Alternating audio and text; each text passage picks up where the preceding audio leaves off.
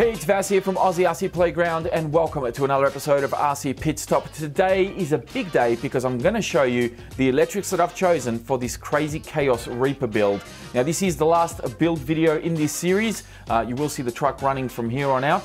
And I know it's taking a little bit of time to kind of get to this point, but unfortunately I've had some delays in things arriving, and there's also been a change of plans along the way as far as the electrics that I was going to choose.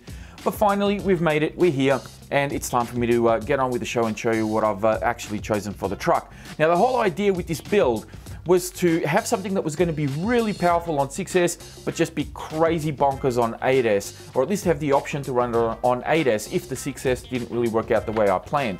Now, this is all trial and error. I haven't tested any of these products. I don't know how the truck's going to perform with them in there.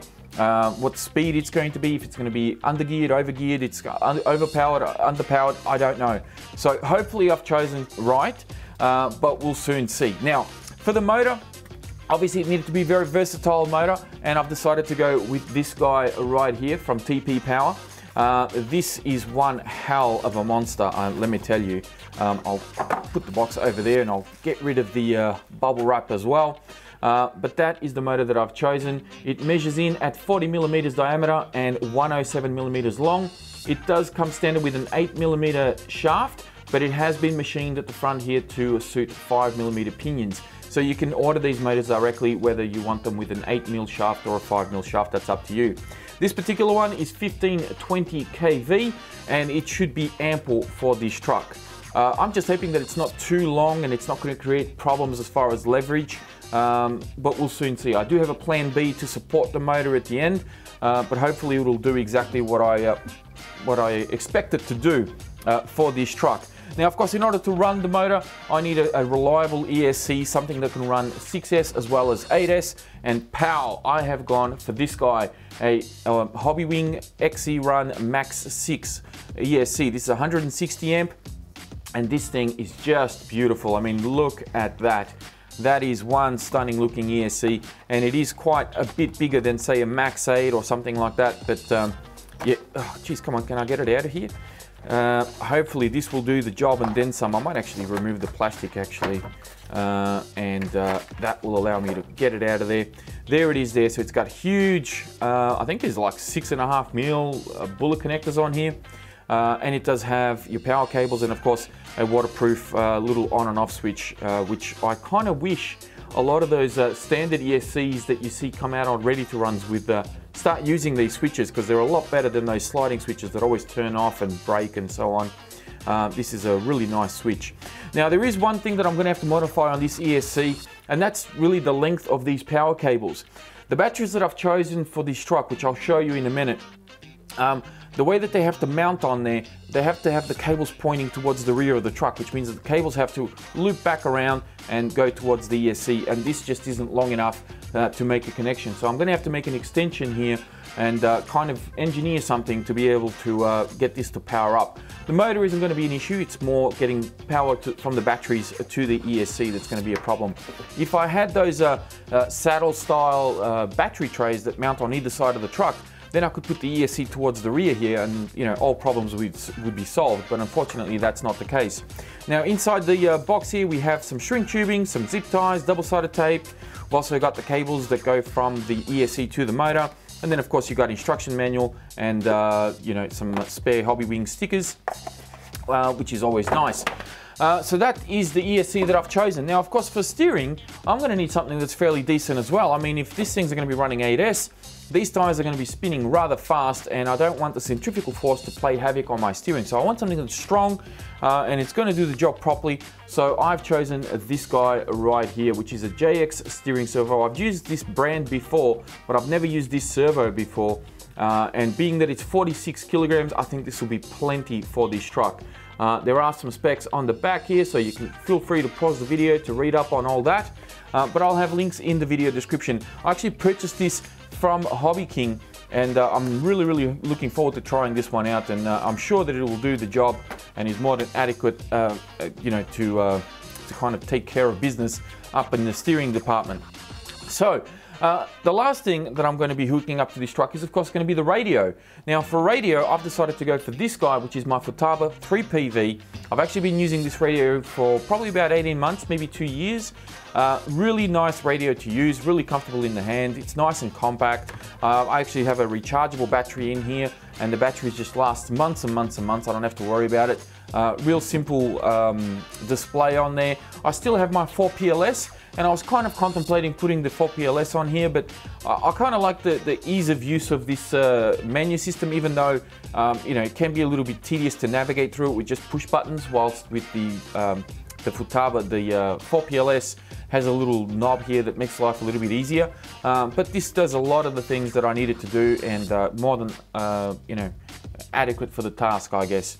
Receiver for the remote, and last but not least, I'm going to need something to power this truck up. Now I do have some 6S batteries already, but I didn't have any decent 4S packs to really run this on 8S. Plus they need to be a specific size in order to fit in that battery tray. So what I've chosen is these guys right here.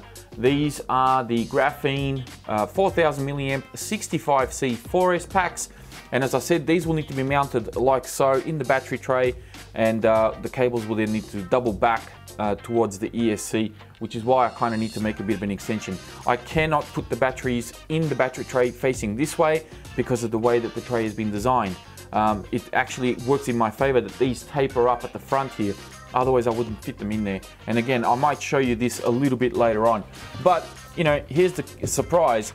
I didn't just get 2 of these, I actually got 4 of them.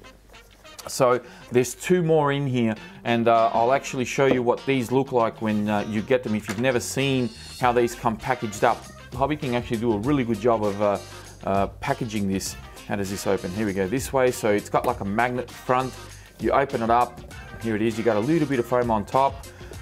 Then you have, of course, a little bit of a warning label, and then the battery comes in this really nice velour type pouch that's in here.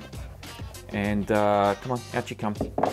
You can actually reuse the boxes for something else, I guess, or reuse the pouch for something else, up to you. Well, there we go. There's number 3, and number 4 is in the box, which I'll take out of there a bit later on. So there we have it.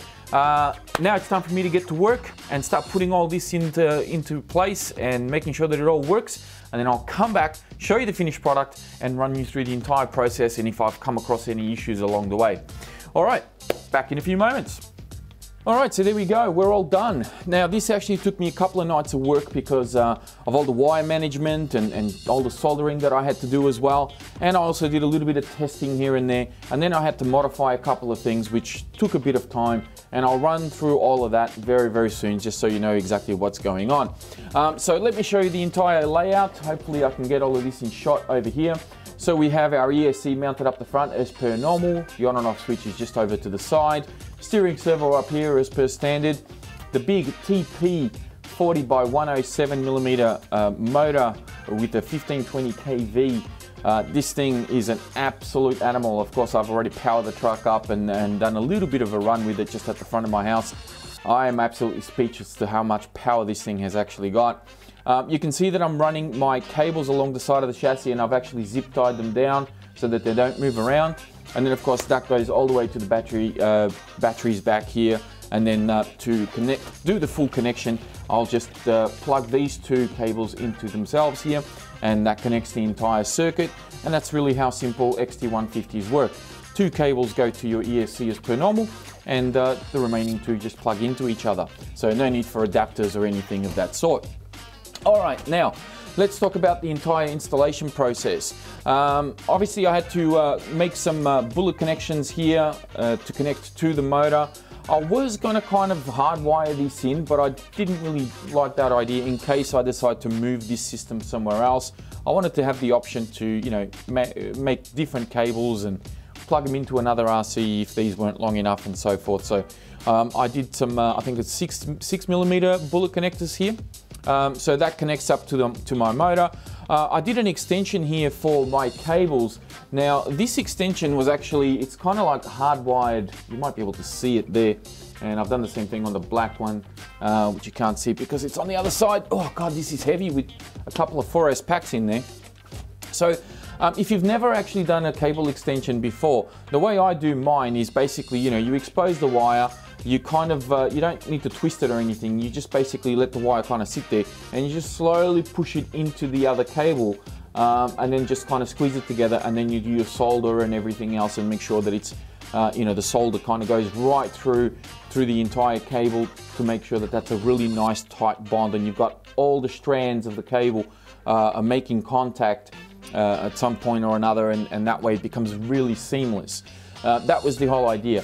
Of course, I could have used you know, the same 6mm bullets if I wanted to, but I kind of wanted to make it look a little bit more, I suppose, factory standard. I don't know, make it a bit more seamless, and that's really why I went that route.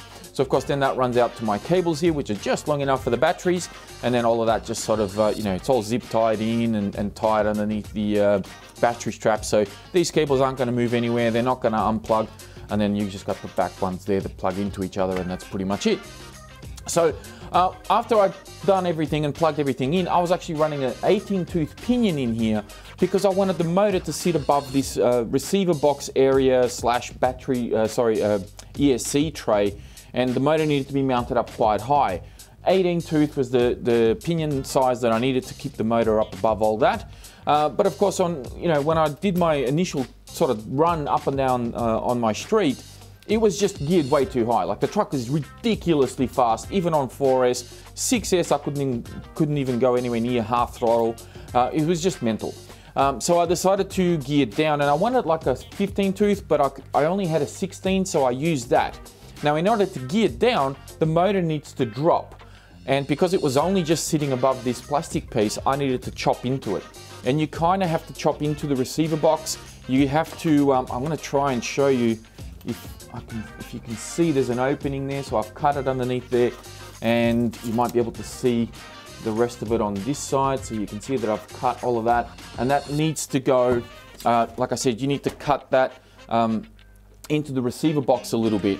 Now, of course, when you cut into the receiver box, that exposes your receiver, and all sorts of dirt and debris are going to get in there. What I've done is I mounted my receiver on its side, so it actually sits on the side of the receiver box, mounted like that, and then I wedged a high density foam in between the receiver and then the box in there, just to sort of cover up that hole and stop any debris and rocks getting in there damaging my receiver.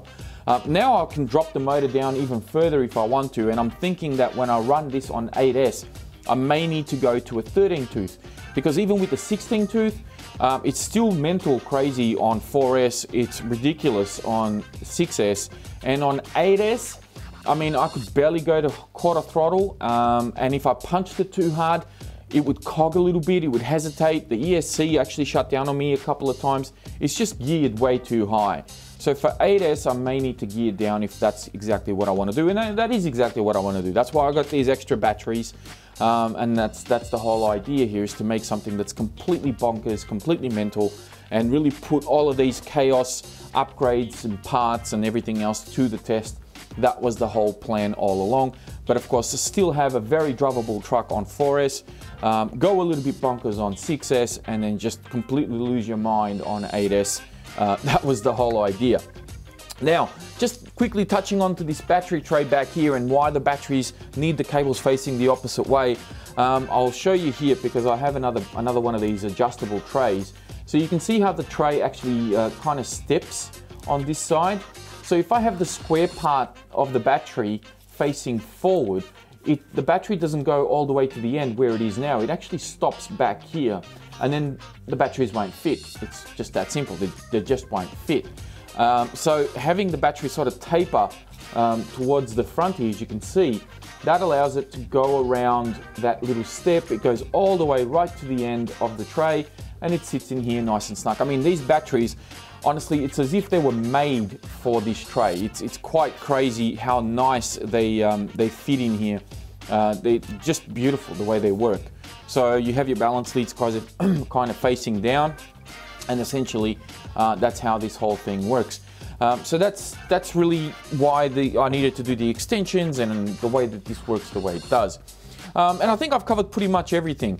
One last thing though, just in regards to the battery tray, This adjustable tray is designed to be bolted on via the chassis just with one screw over here in the front, and then of course you got these 4 screws on the back. Just here you can see the holes there, they mount on the back here, but it's just one screw that goes onto the tray via the chassis.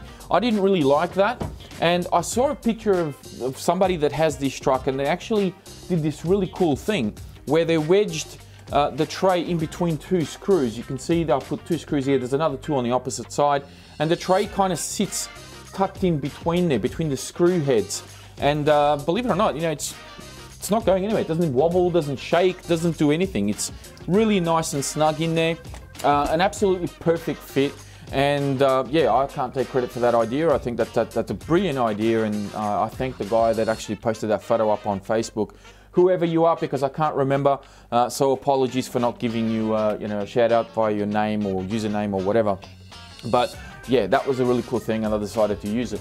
All right, so I think I'm going to leave the video here. Now, I think I've covered pretty much everything that you guys need to know. If you have any questions about anything that I've done here, if I've missed something or gone over something and haven't explained it properly, please be sure to comment down below. I'll do my best to answer all your questions and you know, get back to you in a timely manner. But for now, I'm going to get this guy ready. I'm going to wait for a nice day so that I can take it out to the track and we can actually run this thing. Of course, I'm going to be doing 4S, 6S, and then eventually we'll go 8S and just see how bonkers this truck can really be with the Hobbywing Max6 ESC, the TP motor, and of course that JX Krazy 46 kilogram or 47 kilogram steering servo. I mean, that is insane how much power that servo's got. All right. Again, thank you all very much for watching. If you enjoyed this video, please be sure to give it a thumbs up. Don't forget to subscribe if you're new, and as always, check out the video description for more information on the truck, as well as all these previous videos of the series and links to my social media pages. Thank you again for watching, and I'll speak to you next time.